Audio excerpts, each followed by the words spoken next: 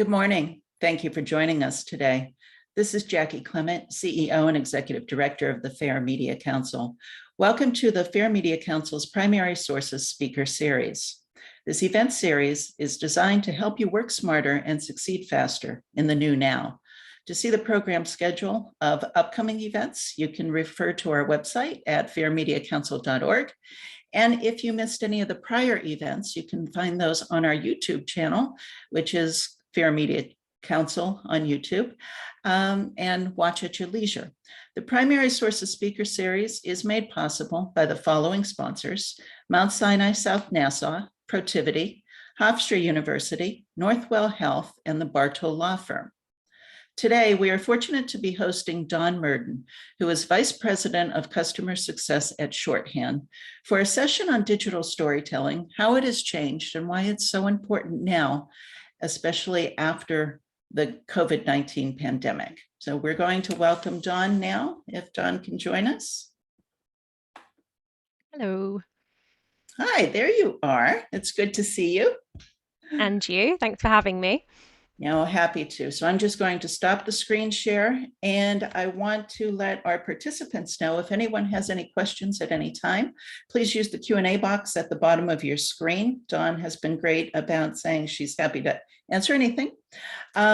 Basically, our game plan for this session will be, we wanted to talk a little bit about digital storytelling as is, how it came to be, how it's changing, and why it's so important for organizations to be able to understand that the reason things are changing is because of the way your audience is consuming the information. And then Dawn is going to be great about showing us some examples about what we're talking about. So again, anytime you have any questions, please pose them in the Q&A box for us. So Dawn, why don't you begin by telling us a little bit about the history of digital storytelling? Sure. I might share my screen actually, so you can see my screen. And I haven't got a kind of formal deck for you today, but I'm just going to show a few little examples, as you mentioned, and kind of run through the history of digital storytelling. So just starting now. So this is kind of the future. This is what storytelling looks like now. This is lovely examples of shorthand stories in the wild. But I want to talk a little bit about how we kind of got here. And I think a lot of people talk about scrolly telling, long form journalism, digital storytelling, visual storytelling. Sort of what does that really mean, and how did we get here? Well, I think we kind of recognize the history of kind of print journalism and kind of print publications and how we came there. And with the rise of the internet, many media companies move their content online, and we're really hoping that digital advertising revenue would replace the decline in revenue from print. But what we saw is there's a number of content management systems out there, and different ways that you can kind of show your different types of content online, be it if you're a marketeer, if you're a journalist, if you're a charity, if you're a higher education institution. There's lots of different ways to kind of have your media online.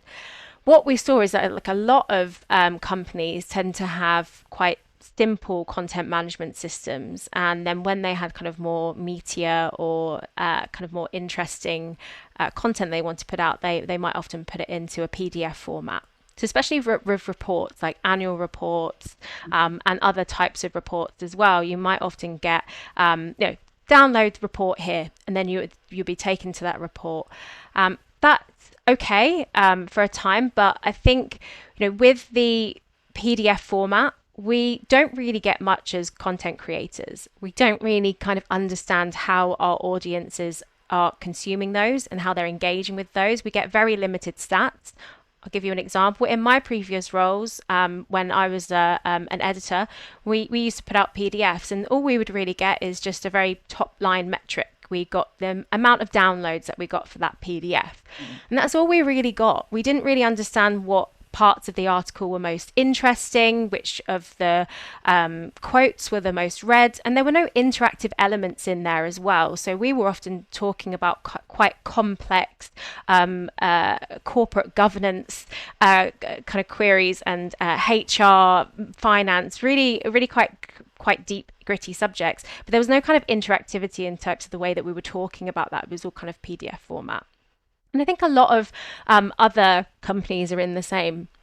We had a different type of sort of not content management system, but there have been other ways to put together these types of experiences as well. So I think we're all probably familiar with like the flipbook experience. I again used that in another previous role. We had a print magazine. Print magazine doesn't exist anymore. It's all online. But we used to print a number of copies of the magazine, and then we used to have a PDF format we put out there, or a flipbook format that we used to send.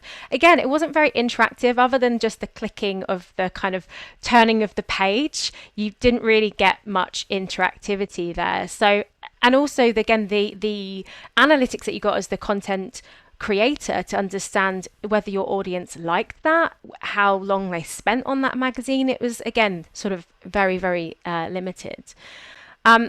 Interestingly, though, I think many news sites kind of look to create what we call short form content, clickable short form content, let's say, maybe otherwise known as some by clickbait. This content kind of did its job. Headlines were clicked, traffic went up. Seemed like the future of online news was going to look a little like this. So we wrote a blog about this recently. So this is a little screenshot taken from a blog that we did. So I think we're all very familiar with this kind of content online in our email inboxes, and it sort of has a very short lifespan, and we have short attention spans as well, and that has been caused by the amount of information online. The web is obviously hugely populated with so many different types of content.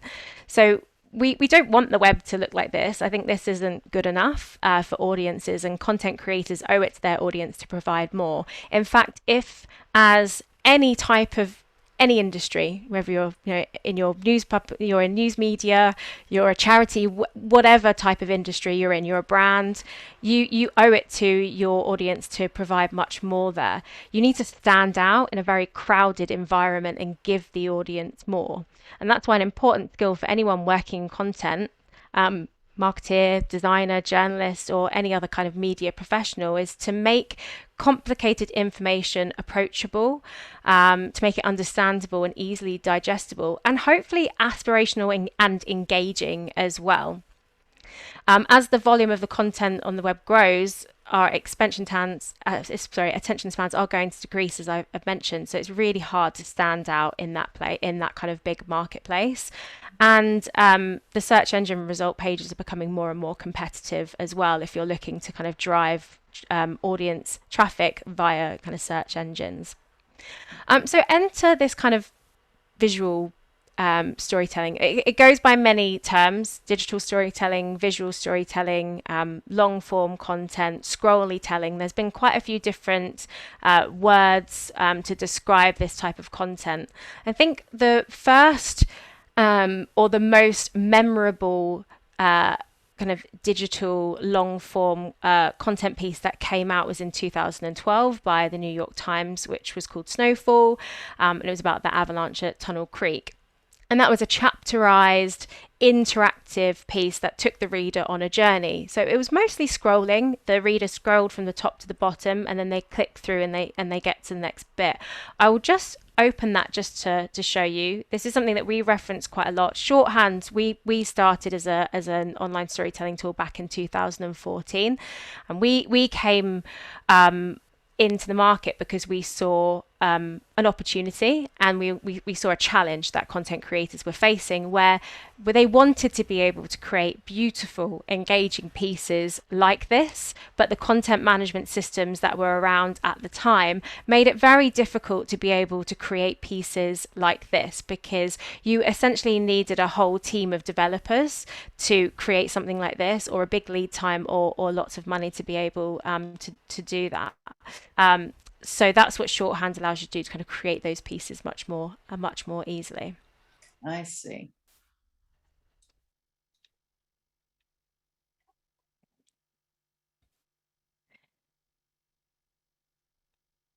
Great. So that's kind of the history and sort of where we've got to today. Often as Shorthand, we get asked by our customers, what's the best way to create a story that's going to engage audiences like this.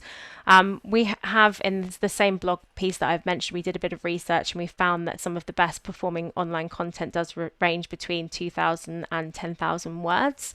But there's really no kind of fixed format for long form content, and there's also no kind of silver bullet for these kind of multimedia, digital or visual storytelling pieces as well. The most important thing is to make sure that you're really concentrating on the story, and that you have a mix of media as well. And I do have 8 tips as well that I wanted to go through, but perhaps I'll save them till the end, kind of maybe when we've gone through some of the other examples that I wanted to talk you through today. Okay. And I'm also wondering, as you talk, any key elements to making something memorable? Because if I'm looking at what I'm going to call the old school way of putting visuals on the website, which is above the Snowfall piece, which to me looks like, a bunch of the old school shoppers you would get in the mail, which look horrible. But there's nothing here that either grabs my attention or that I'm going to actually remember. So the whole thing about being memorable in a really crowded field, I think, is very important. So any tips you have to share in that regard as you go through, I think would be important for the audience. Absolutely, and I think it would be great. I'll go through those examples. I do think the thing about digital storytelling when it's done really well is that the stories really do speak for themselves. So I will kind of go through some of the different examples. So I'm going to go through a few different companies that today, and a couple of stories that they've done in the past. And the first one is the BBC. So the BBC have been using Shorthand since around 2014, and they do use it predominantly for their long reads. So what do we mean by long reads or long form journalism? It's where it's a particular issue or a news event where they want to go into a bit more detail. Perhaps it might be quite complex. Maybe there's some sort of geographical importance as well that maybe needs explaining, and therefore it lends itself really well to this format, because there's lots of kind of multimedia elements that you can demonstrate in this. So it's a mixture of video, images, words, and maybe some more other interactive elements as well, either created natively in Shorthand, or maybe they've looked at other third-party tools and looked to create something there. So the first one I'll go through is this was actually created some time ago. So this was created back in 2016, 50 years after the Welsh mining tragedy that claimed the lives of 116 children and 28 adults. And this is an award-winning story.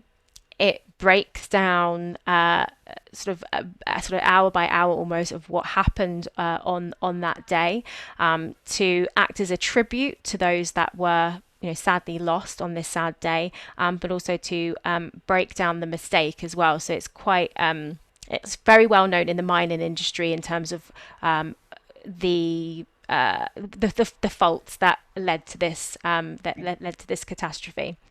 But I'll just go through it. So what we can see is we have these images, and what I should mention as well with this particular example is it goes to show with the visual storytelling pieces that you can use images and media that already exist. So archive media, and kind of repurpose it in this way to create a historical tribute to something that has happened previously.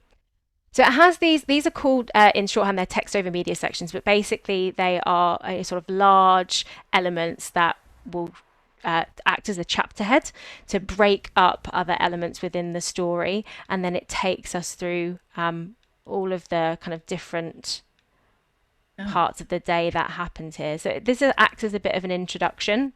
mhm. Again, another really great way to sort of plan a story is to make sure you have a beginning, a middle, and an end, and always think about the objective of a story like this as well. What do you want to achieve with a story with this, and how will you measure its success as well? And how you measure the success of a journalism piece like this compared to maybe a piece of marketing comms will be very different. Marketing comms will be much more around the kind of call to actions and things like that you'll be looking at. Okay. But here we kind of transition between the images here, and then it breaks it up Oh, okay. So the by next the major time. event. Yeah.